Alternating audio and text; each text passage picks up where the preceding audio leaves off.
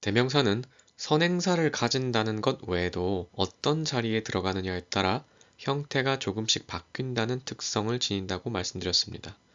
관계대명사도 마찬가지인데요. 대명사처럼 절에 들어가는 위치에 따라서 형태가 달라집니다. 우리는 이것을 격이라고 부른다고 했었습니다. 주격은 주어 자리에 들어갔을 때의 형태, 목적격은 목적어 자리에 들어갔을 때의 형태, 소유격은 명사구 내의 한정사 자리에 들어갔을 때의 형태를 의미합니다.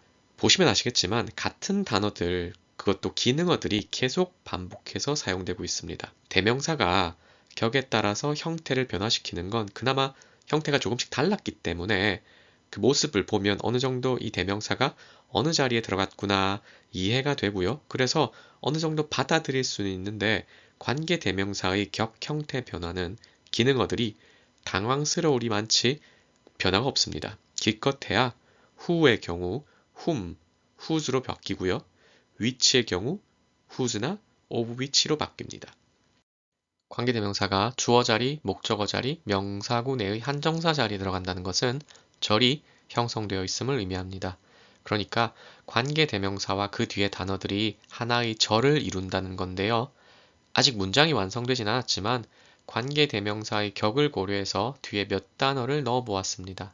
같이 살펴보겠습니다. 먼저 who 계열입니다. The student who plays soccer. 그 학생은 축구를 한다. The student she likes him. 그녀는 그 학생을 좋아한다. The student whose favorite food is pizza. 그 학생의 가장 좋아하는 음식은 피자이다. which 계열입니다. The bag, which is made of leather. 그 가방은 가죽으로 만들어져 있다. The bag I bought which yesterday. 나는 그 가방을 어제 샀다. The bag whose color is blue. 그 가방의 색깔은 파란색이다. The bag of which the color is blue. 그 가방의 색깔은 파란색이다. That 계열입니다. The teacher that creates music. 그 교사는 음악을 만든다. The teacher students like that. 학생들은 그 교사를 좋아한다. 마지막으로 what 계열입니다. What is important? 중요한 것. He should do what? 그가 해야 하는 것. 관계대명사가 포함된 절에서 관계대명사는 해당 절 맨 앞에 오는데 이는 의문대명사가 그것이 포함된 절의 맨 앞에 오는 것과 동일합니다. 그런데 선행사 뒤에 관계대명사가 포함된 절이 만들어지니까 이상한 것이 있습니다. The student who plays soccer. 이걸 제가 그 학생은 축구를 한다 라고 해석을 했습니다. 그런데 해석 측면에서 좀 뭔가 이상하지 않으신가요? The student who plays soccer. 그 학생은 축구를 한다 라고 해석을 하면 일단 그 학생이란 말이 두 번 해석이 되고요. 그리고 The student plays soccer. 그 학생은 축구를 한다 라는 완전한 문장과 무엇이 다른 걸까요? 아래에는 마침표가 있는 것으로 보아 하나의 문장인데 위에는 who plays soccer 이라는 것이 분명 하나의 절을 이루고 있지만 마침표가 아직 없습니다. 그래서 문장은 아닌 것 같습니다.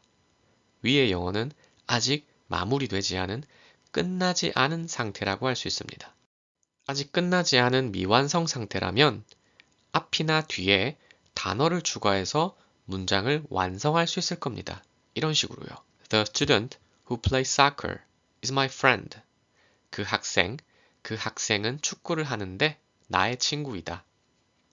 She likes the student who plays soccer. 그녀는 그 학생을 좋아하고 그 학생은 축구를 한다. 라는 식으로 말이죠. 그런데 해석이나 의미가 아니라 문법성을 한번 생각을 해보면 또 뭔가 이상하다는 생각이 드실 겁니다. 앞에서 본 두 문장을 자리를 분류해 보았습니다. 근데 이 두 문장들은 분명히 절이 두 개 있는데 접속사가 문장에 없습니다. 어떻게 된 일일까요? 지금까지는 관계대명사의 대명사적 측면, 대명사와 관계대명사가 공유하는 공통점을 살펴보았다면 이제는 관계대명사라는 말에서 대명사가 아닌 관계라는 말의 뜻을 생각해 볼 차례입니다. 관계라는 말의 뜻은 뭐죠? 둘 이상을 연결한다는 겁니다. 그렇다면 무엇과 무엇을 연결하는 걸까요? 바로 절과 절입니다. 즉, 관계라는 말은 접속사를 의미하고요. 관계대명사도 접속사로서의 기능을 가짐을 의미합니다. 관계대명사는 이미 대명사로서의 의미가 있는데 거기에 접속사로서의 의미도 추가된다는 겁니다. 관계대명사는 우리가 봤다시피 분명 하나의 단어입니다. 그런데 그 안에 품사 두 개의 의미가 포함되어 있다는 게 관계대명사를 어렵게 만드는 가장 큰 요인입니다. 앞에서 살펴봤듯이 접속사도 종류가 굉장히 다양합니다. 관계대명사에 포함된 접속사는 어떤 의미의 접속사일까요? 등위 접속사 and가 될 수도 있고요. 종속 접속사 that이 될 수도 있습니다. 어떤 의미의 접속사가 좋은지에 대한 결정은 문맥을 통해 결정할 수 있습니다. 이와 관련해서는 기본 영어가 아니라 심화 영어에서 다뤄볼 예정입니다. The student who plays soccer is my friend 라는 이 문장에서 who라는 관계 대명사는 분명 하나의 단어인데 and라는 등위 접속사의 의미와 he 또는 she라는 대명사 의미 두 개를 가진다고 보실 수 있습니다. 여기서도 여지없이 1대1 대응이 무너진다는 것을 확인할 수 있습니다. 하나의 단어인데 두 개의 기능을 한다는 거죠. 관계대명사가 혼란스럽게 느껴지는 마지막 이유가 있습니다. 관계대명사가 이끄는 절을 앞의 선행사를 꾸며주는 식으로 해석할 수도 있는데 우리말로 봤을 때 굉장히 자연스럽게 느껴져서 쉽게 이해가 되실 수 있습니다. 그런데 이렇게 이해를 하게 되면 관계대명사가 단어로 분명 존재하는데도 해석이 되지 않는다는 치명적인 약점이 있습니다.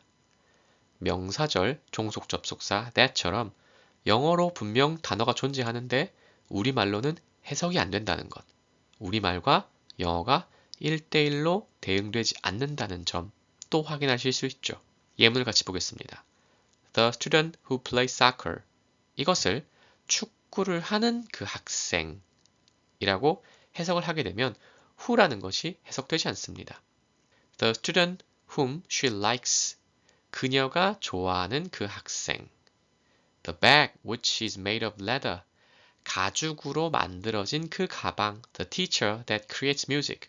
음악을 만드는 그 선생님이라는 식으로 해석을 할 경우 모두 관계대명사는 우리말로 해석이 되지 않습니다. 앞에서 봤던 두 예문을 이런 식으로 해석을 할 수 있다는 겁니다. The student who plays soccer is my friend. 축구를 하는 그 학생은 나의 친구이다. She likes the student who plays soccer. 그녀는 축구를 하는 그 학생을 좋아한다. She likes the student who plays soccer 이라는 이 문장은 결국 두 가지 방식으로 해석할 수 있습니다. 첫 번째 방식은 그녀는 축구를 하는 그 학생을 좋아한다 이고요. 이것은 역행적 해석이라고 할 수 있습니다. 관계대명사 who는 우리말로 해석이 되지 않습니다. 두 번째 방식은 그녀는 그 학생을 좋아하고 그 학생은 축구를 한다라는 식으로 해석을 하는 건데요. 이것은 순차적으로 해석을 하는 것이고 관계대명사 who는 기능어 두 단어, 접속사랑 대명사로 해석이 됩니다. 두 가지 해석 방법에 대해서 모두 다 알고 계셔야 되고요. 조금 어려운 내용일 수 있는데 반복적으로 보시고 공부해 주시길 바랍니다.